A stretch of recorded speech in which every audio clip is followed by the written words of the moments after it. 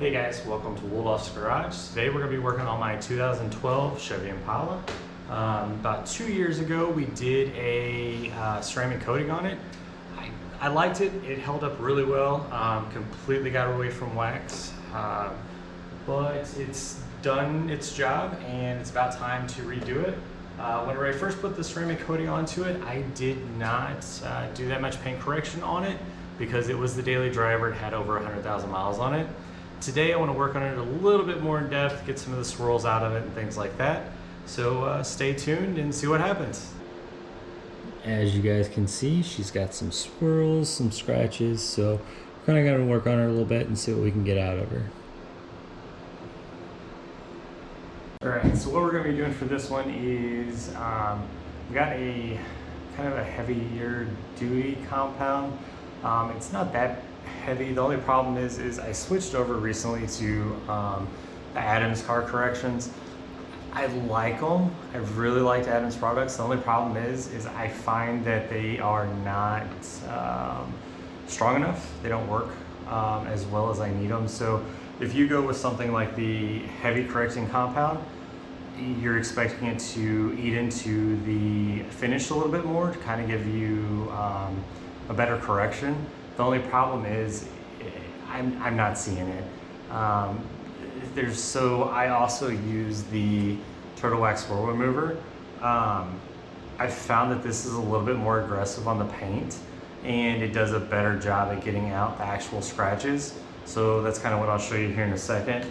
The other issue I have is whenever I'm working on someone else's car, I do amazing at the paint correction.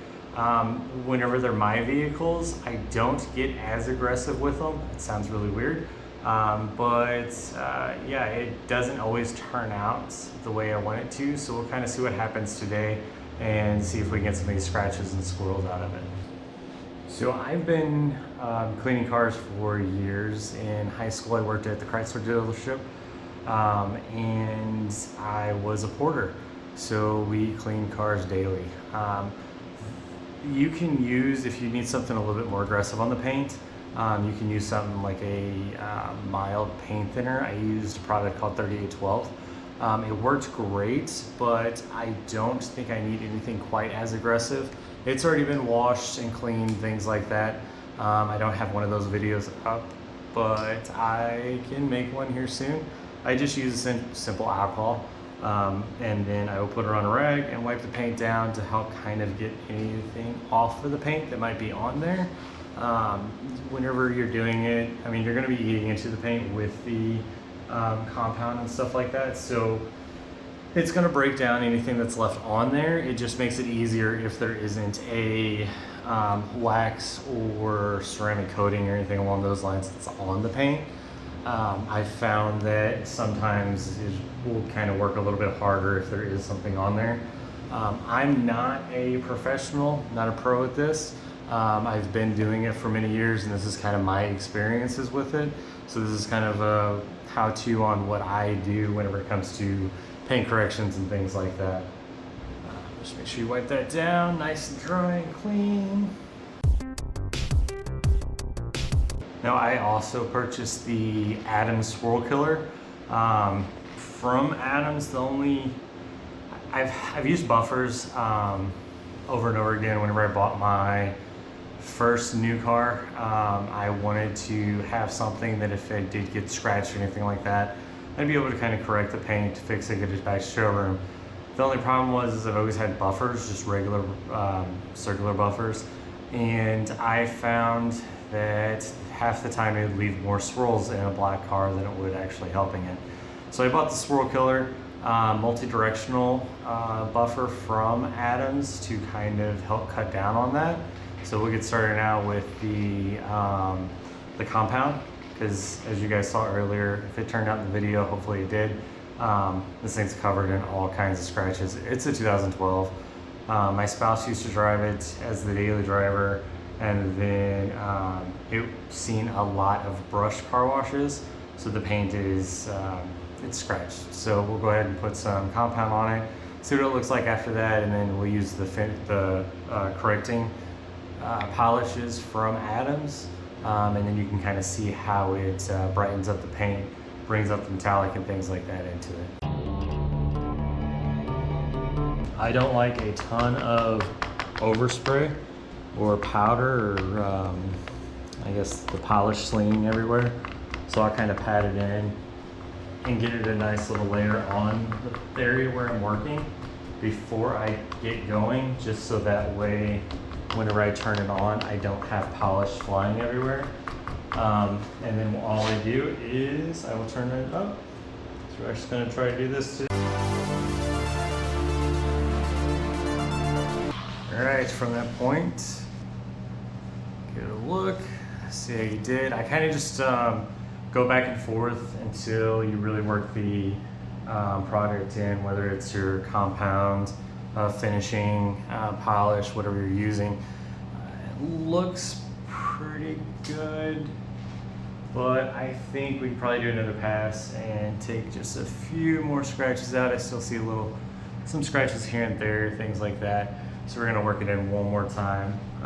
It's okay to do a few passes. The only thing is you don't want to get the paint too hot. I've seen it a few times where I have gotten the paint too hot. It's horrible. You lose your paint. It's gotta have to be refinished. It's just a lot of work.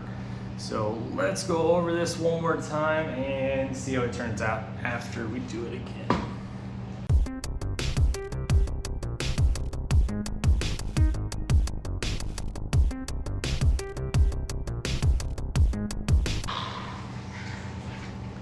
As far as pressure wise with your buffer, that's going to depend a lot upon yourself or your paint.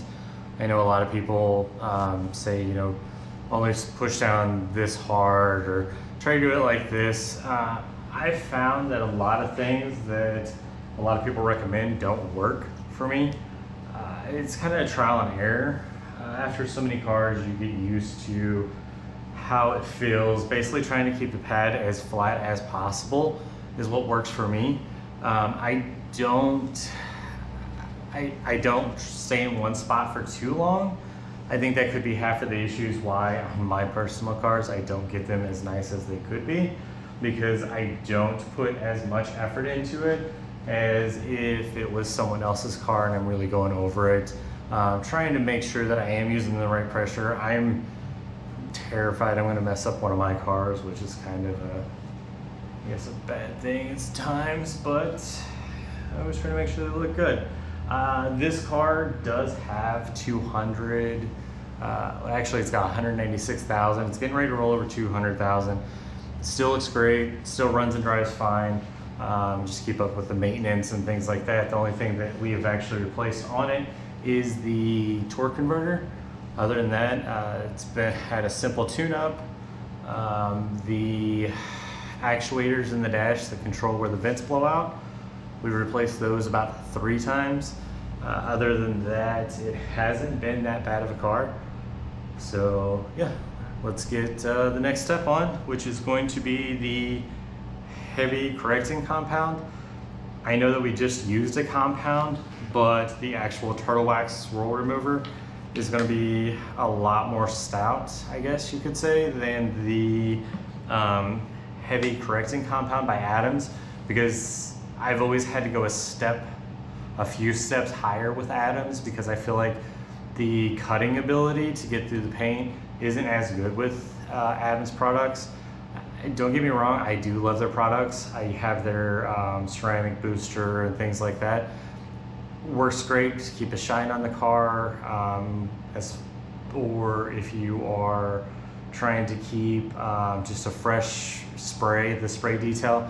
If you just want to spray it and make it look good for in between washes and things like that, it works amazing. I just find that it doesn't work that well as far as cutting into the paint and getting the swirls out. So let's go with the next step. One of the things that I do like about making purchases from Adams is they do make it kind of handy. So they sell different color pads that actually go with the different color compounds and polishes and waxes and things like that. So it makes it pretty foolproof. Some of you might be wondering about purchasing things online and kind of leery about if I'm going to like it or not. I haven't really purchased anything that I don't like. The only thing to keep in mind, like I said, is just make sure you go a little bit more aggressive if you're looking for good paint corrections and things like that. As far as the ceramic coatings and things like that, I found will work great. This one gets washed a lot, and I don't take as much time as probably needed as far as make sure I do the proper car wash and things like that for it. So it's probably why the ceramic coating hasn't held up as well it has. It's done good. 2 years out of one ceramic coating has been great.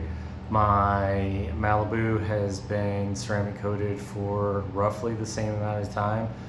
It still beads like I put it on yesterday. I have a Ram 1500. It's about the same spot, but like I said, I don't take care of that one as much as I probably should either, as far as car washes and making sure things are right either. So let's get this next one on and see how it goes.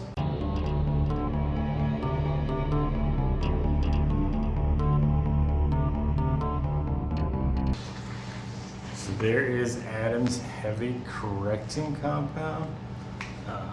And by the way, I know I'm working over the same panel. The only thing is it is 32 degrees here today in Missouri, so the car was pretty cold whenever we started working on it, so the paint isn't too hot. That is one thing that you're going to want to watch for too whenever you're doing this, is not to overheat the paint. You could burn the paint if you really get going and you're working on one spot for too long. So you can kind of, what I generally do is I will do the compound, the heavy correcting, for the whole vehicle. I'll go over the whole vehicle and do it that way, and then I'll come back and then I'll do the correcting polish, do the whole vehicle with the correcting polish, and then I'll come back over it again and do a finish polish on it. And then after I do the finish polish, I will actually do the ceramic coating on it. So that way I can really get that deep gloss, that real shine, and then it will last for years. I don't plan on getting rid of this anytime soon. I know that it does have 200,000 miles on it. This is our second Impala that we've had like this. And the first one we had almost 300,000 miles on it. So this one's gonna be here for a little while, so we might as well take care of it and see how long we can get out of it. Let's get started on the correcting polish, and then we'll go from there. All right, so here is the correcting polish. What I do is I just make some drops on it. Some of you are gonna say that's way too much. My pad is dry, so that's why I did do a little bit more. And then I just pat it around again, spraying it out so that way I don't have to worry about my product slinging all over the place, covering myself as well as the rest of the vehicle, which just becomes a pain.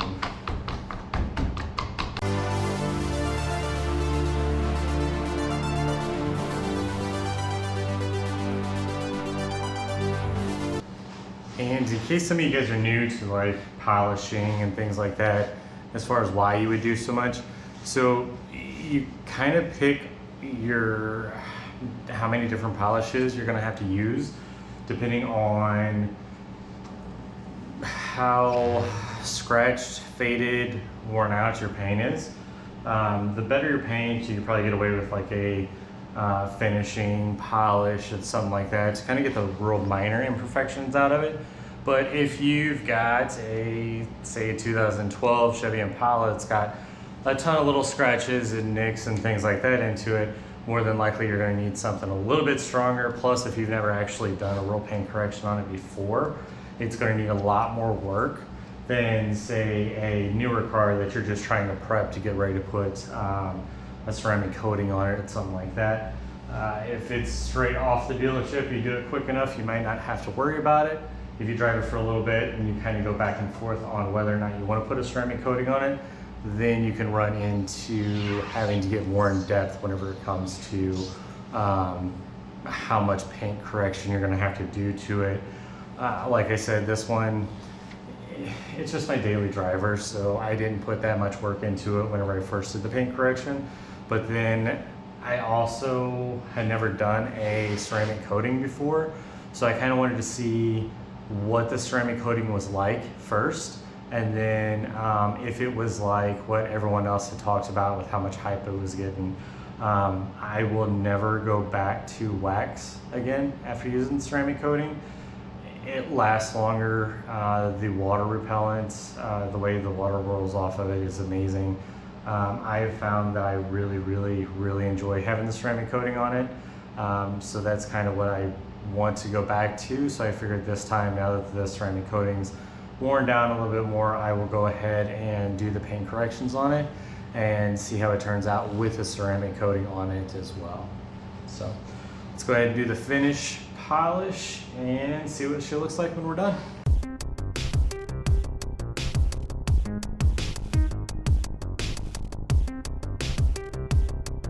All right, so there is the polish.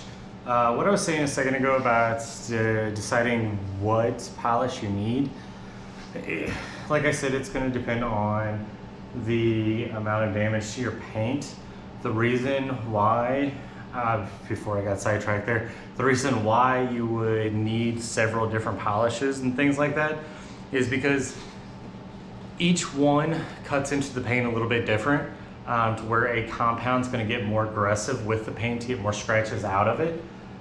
You want that for the real heavy scratches. The only thing is, whenever the compound does its job to get those heavy scratches out of it, it's going to leave some swirl marks and things like that. So then you need to go to something a little bit more mild, still abrasive to get some of those swirls out, but not as bad as, or not as abrasive as the compound. So it leaves less and less swirl marks as you go, to where you finally get down to the finishing polish, which takes all of those imperfections, the swirl marks that the heavier compounds and things like that leaves behind.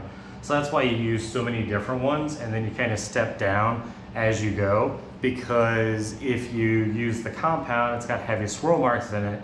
If you jump straight to the finishing polish, you're going to be skipping over the in-between step, and you're not going to get all of those swirl marks out, because the finishing polish isn't going to be able to get the swirl marks out that the compound left behind.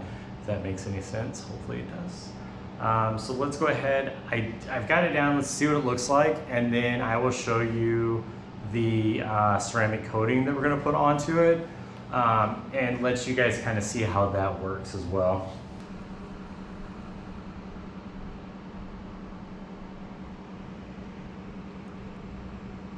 All right, so there is that paint now. It brought a lot of that metallic out of it, and then it brought a lot of the depth and shine. And that's kind of what you're going for whenever you do this, is to get all the scratches out of it. Really give that, give it that reflectiveness, and then the real deep wet look that you're looking for. At least that's what I'm going for. Some of the rock chips, of course, are not going to buff out, but it kind of gives you that look that you're kind of going for there.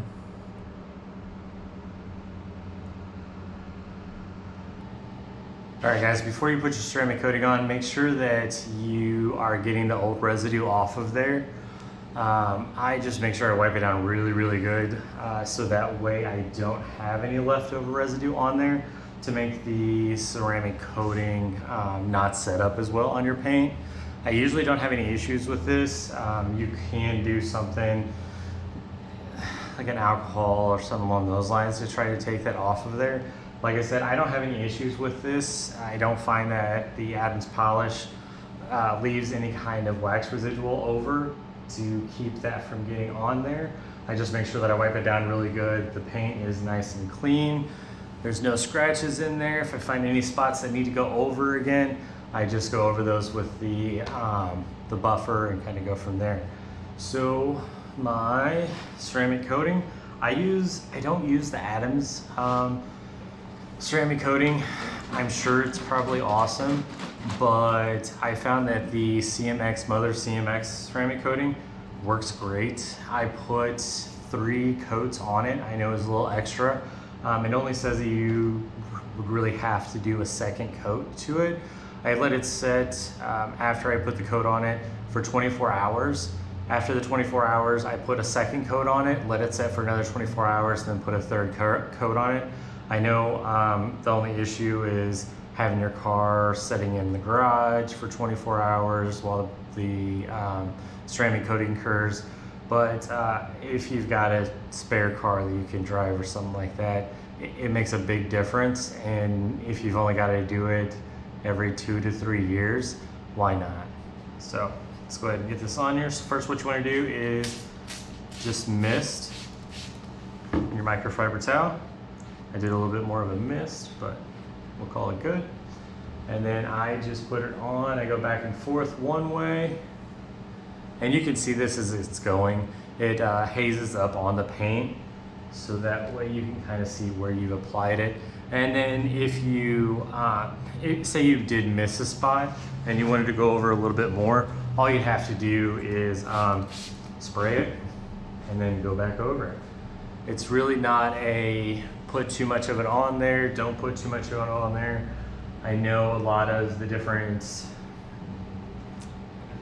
waxes, or not waxes, but ceramic coatings call for, you know, the little sponge applicator. You got to make sure it's even and things like that.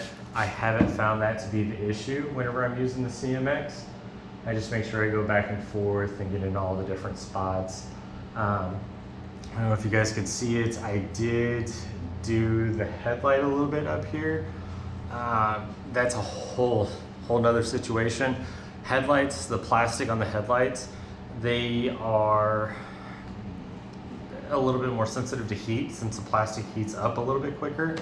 As long as you do it lightly, as long as you've got some experience, I guess, and you do it lightly, you can really get the headlights shine back up. These are, you know, the GM headlights, so they fade, they crack, and things along those lines. These are starting to look kind of rough. They were yellow and hazed over. I went ahead and wet sanded them, and then I buffed that out, and it turned out to look pretty good. It's not 100%, but it's decent. So after you get the ceramic coating on, you give it a few minutes to set up, and you can kind of see the haze over the paint as it's going. Once it's set up, you just buff it off with a dry microfiber towel. All right, it's been a couple minutes. Let's go ahead and buff the rest of it off, and then we can take another look at it and see what it looks like.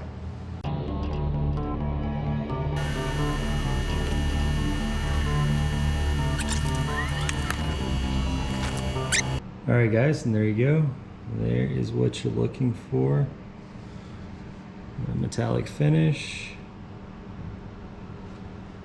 Got little swirl marks out of it.